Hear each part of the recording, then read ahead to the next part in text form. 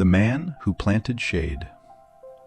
In a dry, empty field where nothing seemed to grow, an old grandfather spent his days digging holes under the burning sun. Every morning, he walked slowly across the dusty land, carrying a small shovel and a bag of seeds. One day, his young grandson followed him. "Grandpa, what are you doing?" the boy asked, wiping sweat from his forehead. The grandfather smiled and pointed at the small hole in the ground. "I'm planting a tree," he said gently. The grandson looked around at the cracked soil and endless heat. "But there's no water here," the boy said. "There's no shade. Nothing grows here. The tree won't survive." The grandfather carefully placed the seed into the soil and covered it with his hands. "Maybe not today," he replied softly, "but one day." The boy frowned and sat beside him. "But Grandpa," he said, "you're already old. You'll never sit under this tree's shade." The grandfather paused. He looked at his grandson, smiled warmly, and said words the boy would carry for the rest of his life. "That's exactly why it matters."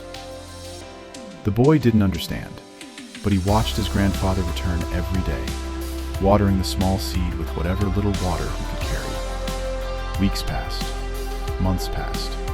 A tiny sprout finally appeared. The grandfather smiled proudly.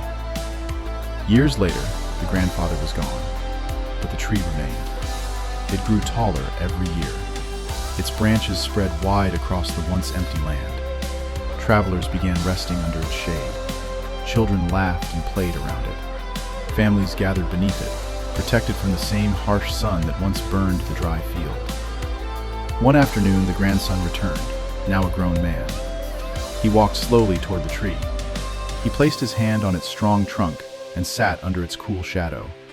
The wind gently moved through the leaves, and in that quiet moment, he remembered his grandfather's words.